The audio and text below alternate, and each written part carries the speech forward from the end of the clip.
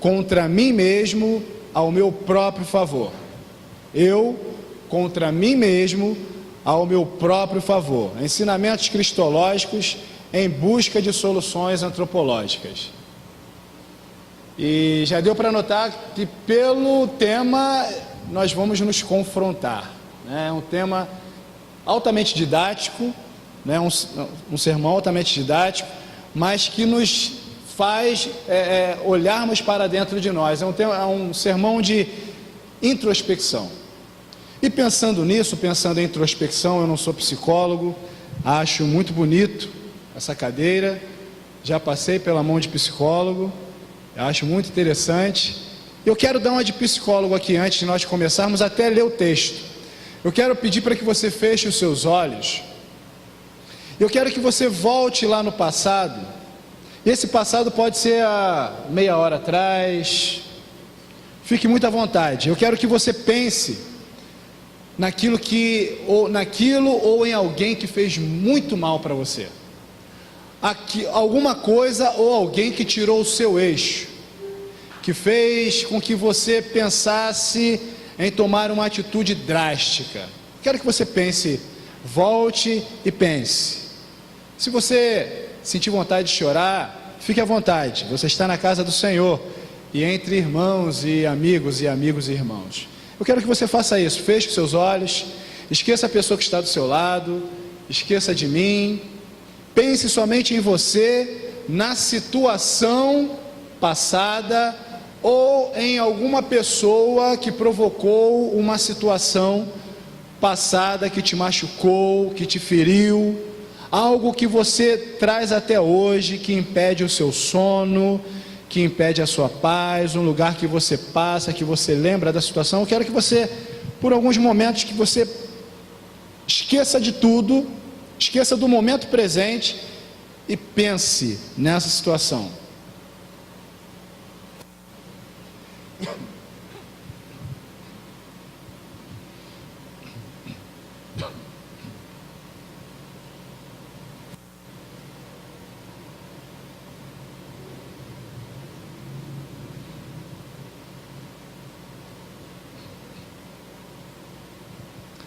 Amém.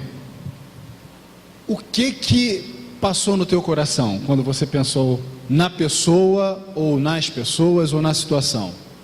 O que passou pelo seu coração? Perdoar? Em alguém passou rancor?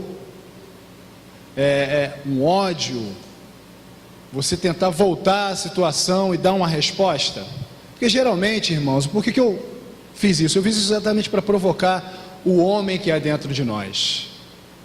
Porque acima de tudo nós somos homens. E como homens somos falhos, somos pecadores. E intentamos de todas as formas dar uma resposta, trazer uma solução, principalmente para aquilo que nos aflige. Se nós pararmos para pensar, aquilo que já nos afligiu no passado é algo que permanece às vezes conosco no presente. E se nós não trabalharmos isso no presente, há de caminhar conosco no futuro. É um espinho. É como se nós tivéssemos pisado num espinho e não conseguíssemos tirar aquele espinho, aquilo nos incomoda muito.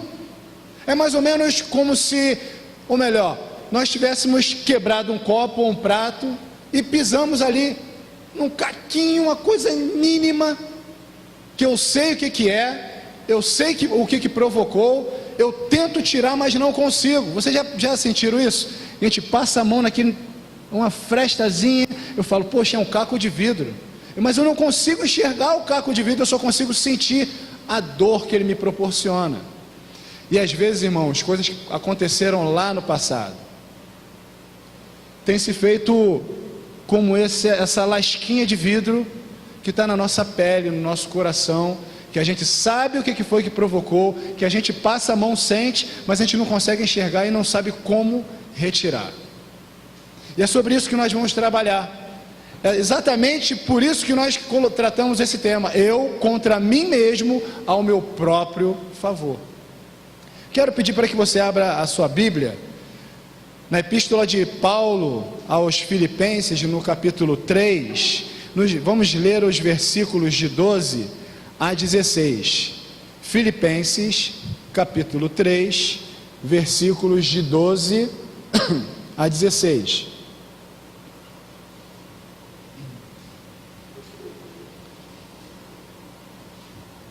Todos acharam? Amém? Quem não achou pode falar misericórdia, que nós aguardamos. Vamos aguardar.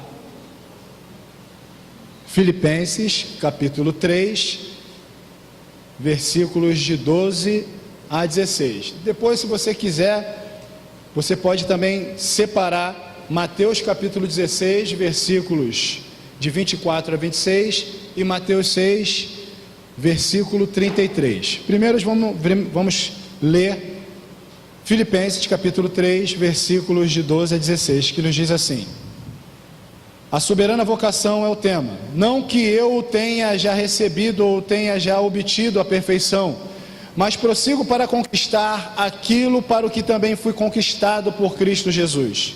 Irmãos, quanto a mim, não julgo havê-lo alcançado, mas uma coisa faço, esquecendo-me das coisas que para trás ficam e avançando para as que adiante de mim estão, prossigo para o alvo, para o prêmio da soberana vocação de Deus em Cristo Jesus. Todos, pois, que somos perfeitos, temos este sentimento, e se porventura pensais de outro modo, também isto Deus vos esclareça. Todavia, andemos de acordo com o que já alcançamos. Pois bem, mais uma vez caímos aqui em um dos pontos calvinistas. Mas o fato é que Paulo, tratando da chamada soberana vocação, e a definição de soberana vocação, podemos dizer que é a vida eterna. Paulo, tratando da soberana vocação, ele olhando para dentro de si, fazendo uma introspecção, nós percebemos claramente no texto que Paulo, ao se dirigir aos irmãos da igreja de Filipe, ele traz o relato de uma introspecção anterior da sua vida, ao ponto de chegar e dizer: não que eu já tenha recebido e já tenha obtido a perfeição. Ele, Paulo, um homem de Deus, um homem que trabalhava de forma profunda para a obra de Deus, um homem que por várias vezes foi açoitado, foi preso, foi perseguido desde o primeiro momento que reconhece o chamado de Deus para a sua vida. Este homem, ele em determinado momento da sua vida, ele para e se percebe como alguém que ainda não alcançou a perfeição. E exatamente não alcançou a perfeição porque se via como homem, e se vendo como homem, se encontrava com si mesmo e entendia um fator preponderante que faz a separação entre nós, homens, e Deus, que é o pecado. Se nós olharmos para a biografia de Paulo, nós vamos perceber que Paulo tinha um chamado espinho na carne. Isso o fazia lembrar, como ele mesmo diz, o fazia lembrar diariamente de quem ele era.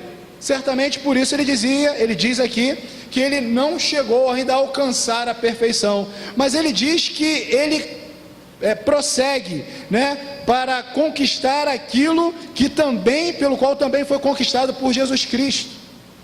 O interessante é que Paulo se via como pecador, entendia o espinho na carne que ele tinha, entendia que aquele espinho na carne, se ele não vigiasse, se ele não trabalhasse de forma profunda buscando a santificação, ele iria se desvirtuar, e se desvirtuando, se afastar de Deus, e se afastando de Deus, ter as mazelas da sua vida. E ele diz que ele entende que o prêmio da soberana vocação foi algo dado por Cristo, não foi algo produzido por ele. Não foi ele que agiu, não arquitetou, mas ele recebeu da parte do Senhor. Mas mesmo recebendo da parte do Senhor, o Filho de Deus, o totalmente homem, o totalmente Deus, mesmo assim ele, Paulo, se vendo e se reconhecendo como pecador, entendia que ainda não havia chegado à perfeição.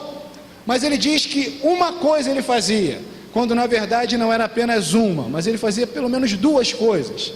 Ele dizia que, esquecendo-se das coisas que para trás ficavam. Foi exatamente o exercício que nós começamos a fazer aqui. esquecer-se das coisas que para trás ficaram. Irmãos, eu quero vos dizer uma coisa, e que isso fique bem claro para nós: o passado, ele tem um lugar específico nas nossas vidas, que é no passado. É impossível o homem, o ser humano, que olha para o passado, prossiga para um futuro melhor. Humanamente é impossível, não tem como eu, olhando para trás, chegar a um determinado ponto do meu futuro. Paulo, ele está informando aos homens e ao mesmo tempo exortando aqueles homens e fazendo com que aqueles homens comecem a digladiar-se contra eles mesmos em busca de algo favorável para as suas vidas. Um exercício que Paulo já vinha fazendo há um tempo.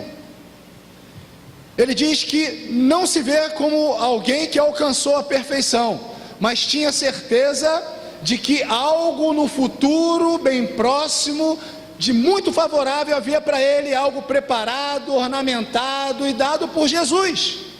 Mas ele, para alcançar esse prêmio da chamada soberana vocação de Deus, para ele alcançar esse prêmio que estava no seu futuro, estava na sua frente, ele tinha que fazer alguma coisa.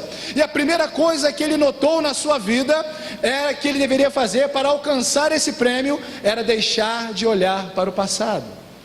Era deixar de olhar para a situação, era deixar de olhar para a pessoa ou as pessoas que provocaram uma situação totalmente contraditória à minha vida.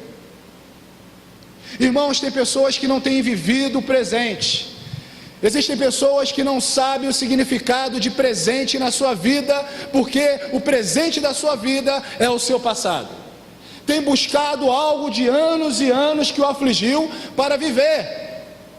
Tem pessoas que têm levado, tem mulheres que têm levado homens para a sua cama e compartilhado e feito um triângulo não amoroso, mas um triângulo de afeto, mesmo sem querer, mesmo sem ter a intenção, porque um homem no seu passado afligiu a sua vida, mexeu em algum ponto da sua vida, e ela vive tanto no passado, que traz esse homem para coadunar com seu marido.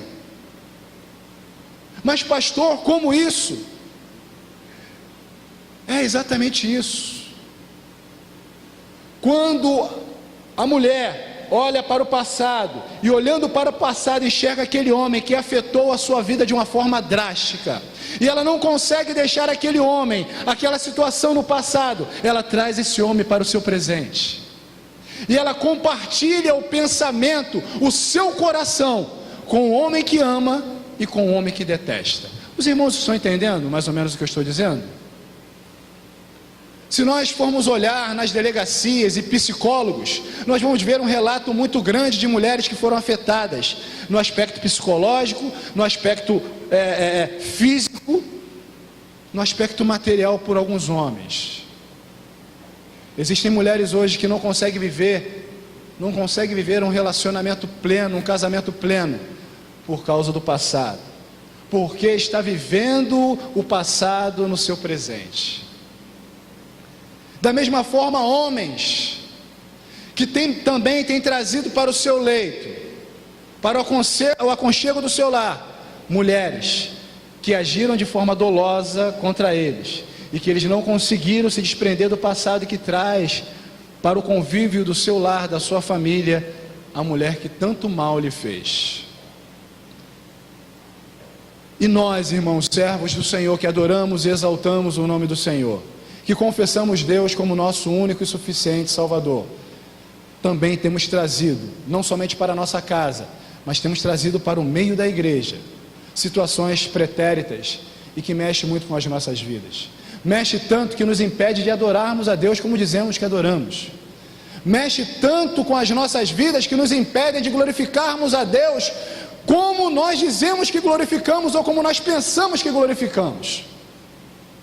E aí nós entramos no capítulo de Mateus. Vamos ao capítulo de Mateus, vamos fazer um paralelo com Mateus capítulo 16 e versículo de 24, que traz exatamente o ensinamento de Jesus e que nos faz entender e entendendo, faz nos desprender do passado, faz-nos assim nos alimentarmos e compreendermos em profundidade aquilo que Paulo está vivendo, e não somente vivendo, mas passando para os irmãos da igreja de Filipe.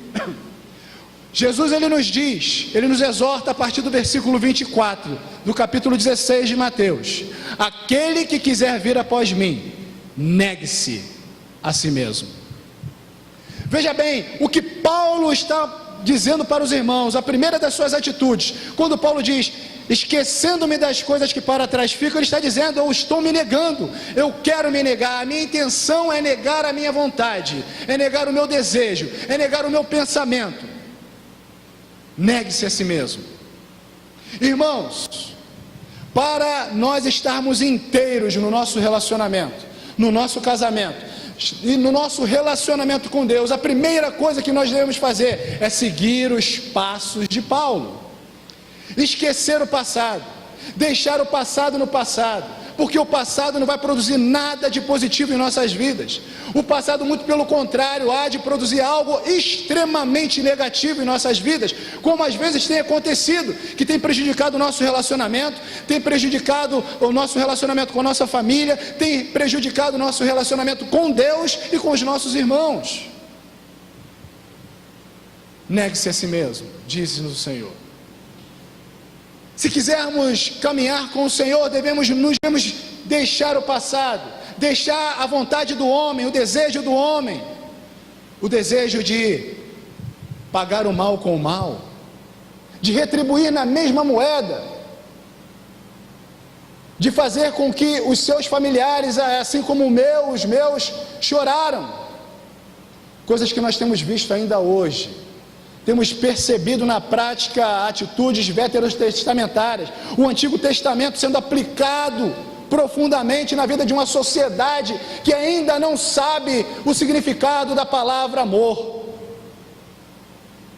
mas sabe sim o significado da palavra discórdia, retribuição, justiça, diga-se de passagem com J minúsculo.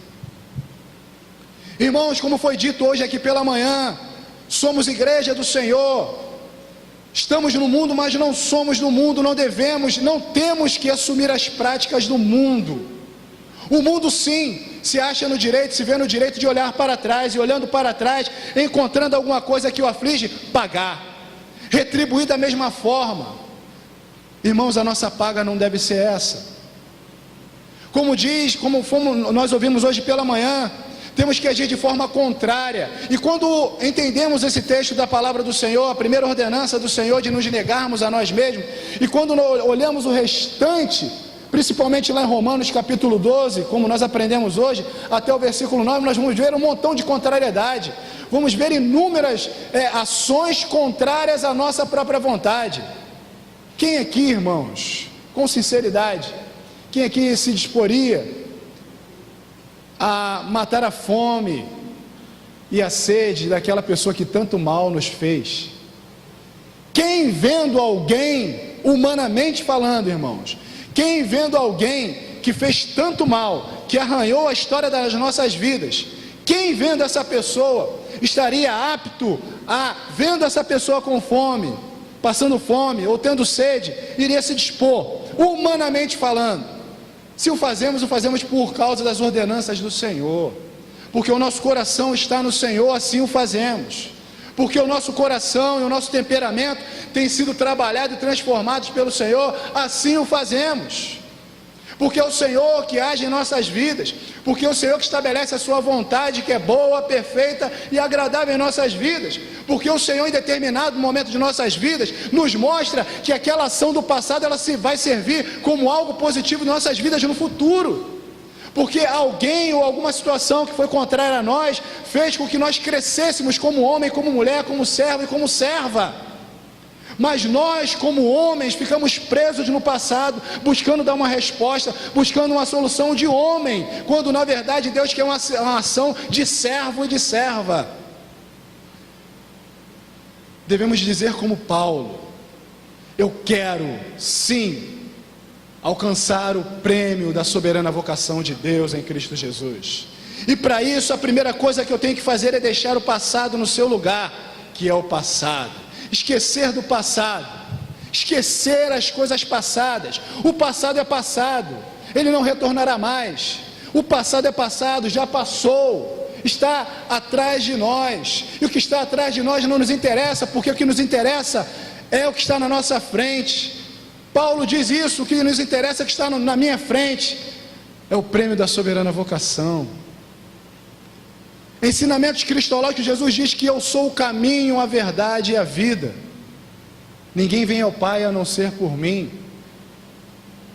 Jesus, ele não diz eu sou o caminho, não é à toa. Quando nós olhamos e percebemos que nós temos algo no nosso futuro, nós temos que passar pelo caminho, nós temos que enxergar o caminho, nós temos que caminhar dentro do caminho. Irmão, se nós olharmos para trás, nós estaremos fazendo o nosso caminho, e o caminho do homem é imperfeito, a vontade do homem é imperfeita. O caminho do homem é olhando para trás, mas o caminho do Senhor é olhando para frente. Irmãos, a sua vitória está na frente, a sua vitória está no futuro.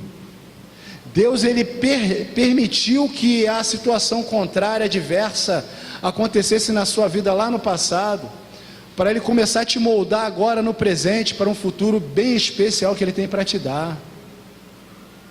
Não passamos por situações, sejam elas quais forem, por nada, porque para tudo há um propósito. Deus tem um propósito estabelecido para a vida de cada um. Alguns passam pela tormenta de um jeito, outros passam pela tormenta de outro jeito, mas todos nós experimentamos um tipo de tormenta, mas essa tormenta não é para o nosso mal, mas muito pelo contrário, acima do que nós pensamos, acima do que nós imaginamos. Essa tormenta que foi no passado, foi para o bem de nossas vidas, foi para nós olharmos para nós, entendermos que nós não temos condições absolutamente nenhuma de darmos resposta àquilo que fizeram a nós. É somente entregando nas mãos do Senhor que as coisas haverão de acontecer. Pense numa coisa: você passou, eu passei, nós passamos pela tormenta, mas estamos aqui, de pé, contando as bênçãos do Senhor. Então por que olhar para o passado? Se estamos de pé, passamos pela tormenta, estamos vivos, por que não começarmos a aproveitar esse momento? Por que não aproveitarmos essa resposta vitoriosa dada por Deus às nossas vidas? Por que não olharmos para o presente e entendermos que hoje estamos mais habilitados a vivermos como homens, como seres humanos e como servos de Deus, a vida que Deus se propôs a nos dar? Por que não? Por que não vivermos o presente como presente? Por que não encararmos o presente como presente? Por que não desfrutarmos o presente como presente? Deixando o passado para trás e vislumbrando um futuro melhor. É exatamente o que Paulo diz. O primeiro passo que ele dá para a sua vida, para a transformação da sua vida, para se entender como alguém perfeito, aperfeiçoado para receber o prêmio da soberana vocação, é esquecer as coisas passadas. E o segundo é prosseguir. Prosseguindo para o alvo, para o prêmio da soberana vocação de Deus em Cristo Jesus. Irmãos, talvez para alguns aqui, a vitória comece a partir de hoje, entendendo essa palavra. Certamente tem pessoas que até o presente momento ainda estava preso no passado, buscando dar uma resposta a quem lhe afligiu, a quem lhe fez mal no passado, e Deus está dizendo: não, esquece o passado, deixa que do passado eu cuido, com a minha justiça, com a minha vontade, com o meu amor, com a minha misericórdia. Se veja como alguém capacitado, maduro, para viver o presente, buscando um futuro melhor.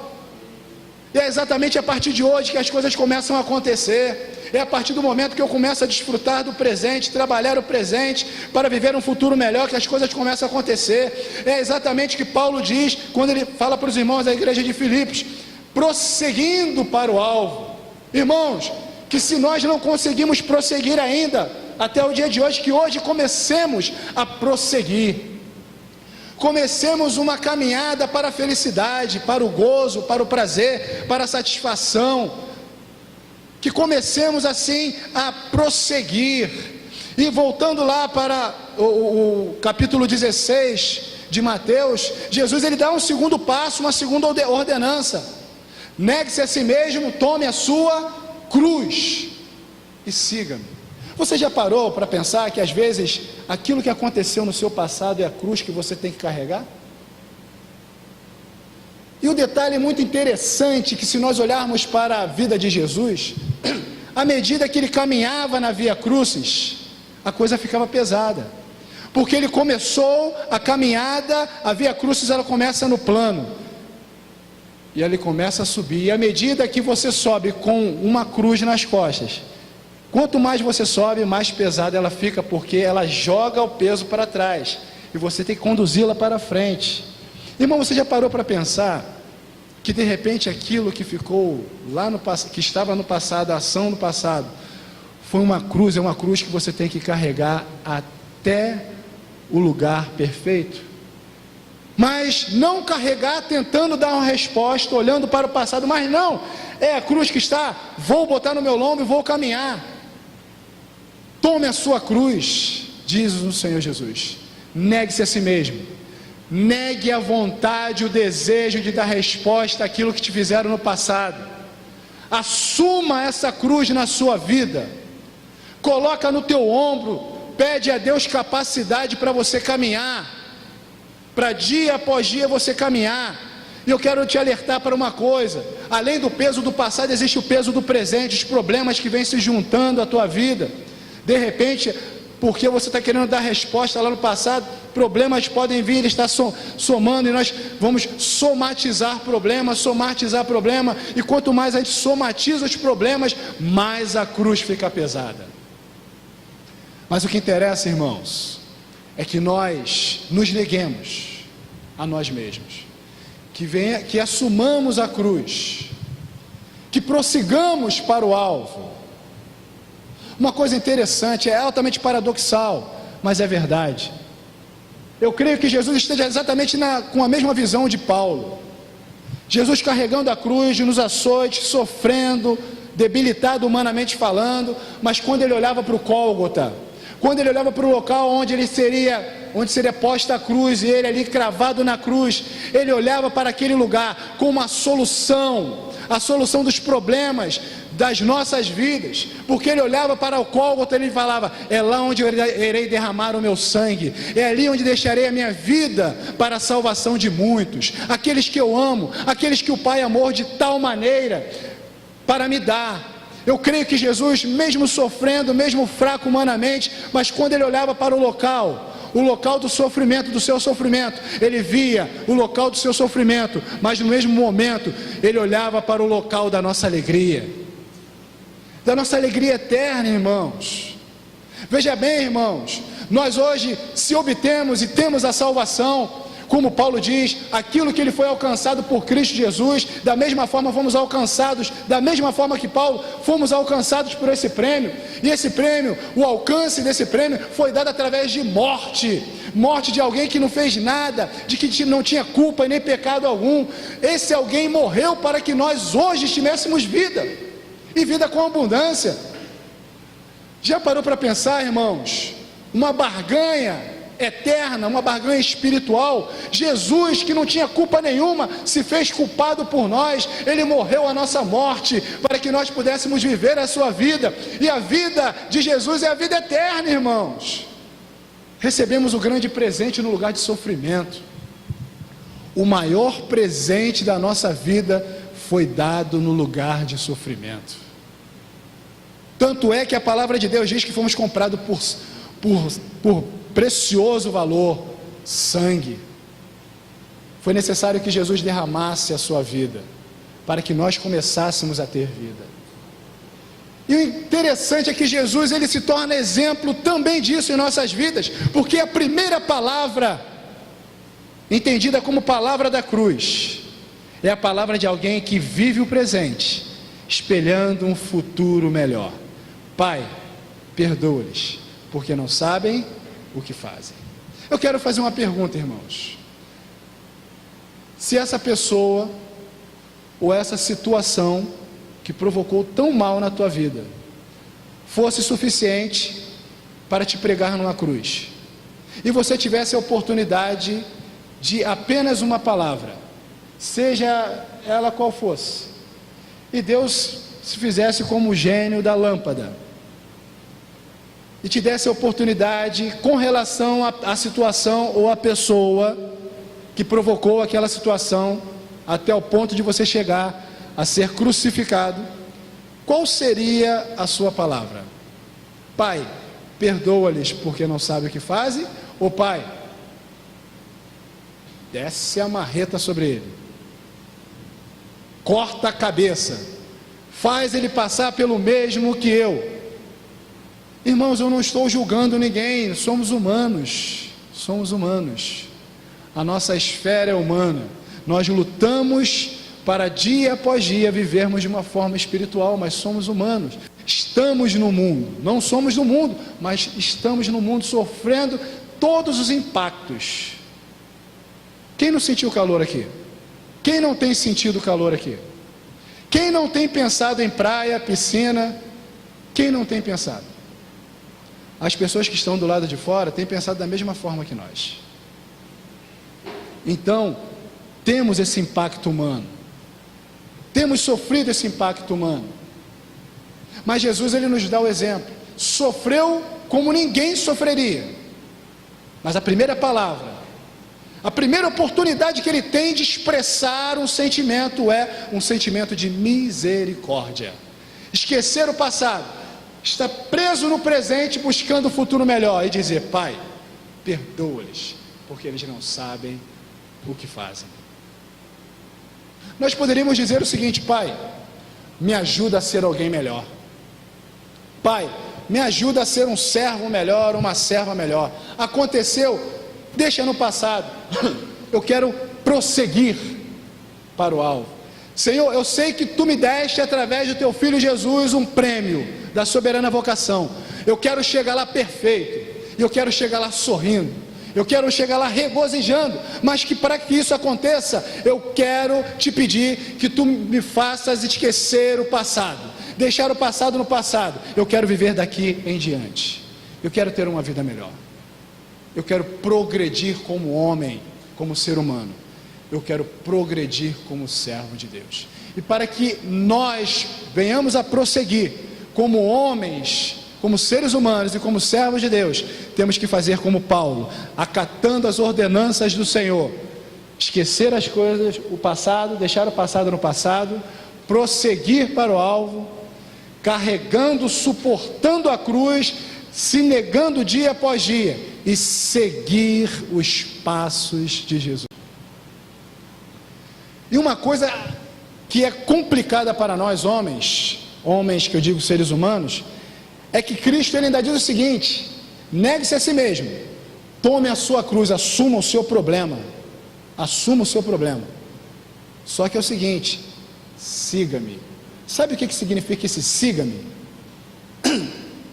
É pisar como Jesus pisava, caminhar como Jesus caminhava. Olha que coisa tremendamente terrível. Por que tremendamente terrível? Porque nós somos humanos. Imagina alguém ter feito alguma coisa, agir contra mim, eu assumir isso, ficar calado, glorificar o nome do Senhor pelo problema, que às vezes eu não tive culpa, e ainda caminhar do jeito que Jesus caminhou, falar: Pai, perdoa-lhes porque eles não sabem o que fazem. É ver aquela pessoa caída, sentindo fome e sede, e tirar da sua comida e da água que você bebe e dar para aquela pessoa. É você contrariar os teus próprios desejos. Isso é seguir os passos de Cristo. E aí eu percebo que a coisa é quase impossível, e eu percebo que eu sou incapaz de fazer isso, e aí eu te digo: você não é incapaz não, porque o Senhor, o Deus Todo-Poderoso, te capacita a agir dessa forma. O Senhor te capacita a esquecer o passado, a viver o presente, a buscar um futuro melhor, seguindo os passos, os ditames, os conselhos e as ordenanças de Jesus. Não é fácil chegar no fim do caminho. Não será fácil obtermos o prêmio da soberana vocação. Mas de uma coisa é certa, nós conseguiremos. Amém? Você crê que você conseguirá alcançar o prêmio da soberana vocação? Amém, porque o presente foi dado por nada mais, nada menos que Jesus. O seu presente já está lá, embrulhado, bem embrulhadinho, bonitinho, com o seu nome. Quando você chegar lá, passar, atravessar os portais, é o teu presente, e ninguém vai tirar. Veja bem, o seu presente é seu e de mais ninguém. O prêmio da soberana vocação é para você. A alegria é para você. A satisfação é para você. Deus nos fez mais do que vitoriosos. Deus nos chamou não para a tristeza, Deus nos chamou para a vitória. Mas para que entendamos o verdadeiro significado de vitória, nós temos que entender o verdadeiro significado de derrota. Para nós entendermos o verdadeiro sabor do mel, temos que experimentar o fel. Para nós sabermos se uma vitamina ela tem açúcar, ela foi adoçada, primeiro nós temos que experimentar aquela que não foi adoçada. Às vezes, irmãos, primeiro experimentamos as contrariedades da vida. Enquanto estivermos na vida, a semelhança do texto bíblico que diz que no mundo teríamos aflição, enquanto estivermos no mundo, experimentaremos a aflição. Sabe por quê, irmãos? Porque o mundo não é um lugar eterno para nós. O mundo é um lugar momentâneo. Mas no lugar onde passaremos a eternidade, experimentaremos tudo de melhor que o Senhor tem preparado para nós. Então, se tivermos de passar pela contrariedade, sofremos a contrariedade, que passemos, que sofremos, glorificando ao Senhor, sabendo que no local onde receberemos o prêmio da soberana vocação, dali em diante, só será gozo e paz eterna. Finalizando, irmãos, o capítulo 6 de Mateus e versículo 33, nos diz exatamente que nós devemos buscar, em primeiro lugar, o reino de Deus e a sua justiça, e deixarmos que as demais coisas sejam acrescentadas. Por que eu trouxe esse versículo? Eu trouxe esse versículo, coloquei esse versículo como conclusão, porque na verdade ele é uma síntese de tudo que nós falamos aqui. Se eu busco em primeiro lugar o reino de Deus, eu não vou perder tempo em buscar a solução dos problemas passados. Se eu busco em primeiro lugar o reino de Deus, eu procuro viver o presente e espelhar um futuro melhor. Se eu busco em primeiro lugar o reino de Deus, eu busco fazer a vontade de Deus e não a minha. Buscar em primeiro lugar o reino de Deus e a sua. Se eu busco a justiça de Deus, eu busco a não minha justiça. Porque a justiça do homem é para a satisfação do homem, e a justiça de Deus é para a satisfação de Deus. A justiça do homem é dotada de revanchismo, ao passo que a justiça de Deus é dotada de misericórdia. Buscar em primeiro lugar o reino de Deus e a sua justiça, e deixar que as demais coisas vos serão. A resposta do passado, irmãos, faz parte das demais coisas na sua vida, e que você não tem que ficar preso. Se desprenda do passado, experimente, se regozije, viva o presente e aguarde, porque o teu futuro é promissor. Amém, irmãos? Lembre-se que, pode vir, Murilo, lembre-se que de uma coisa: Passado, presente, futuro. Questão atemporal. O guarda de Israel não dorme e não dormitará. Ele viu, ele está vendo, e ele continuará a ver tudo o que se passa na sua vida. Ele é o Senhor da sua vida. Amém? Que Deus nos abençoe e Deus nos guarde. Amém.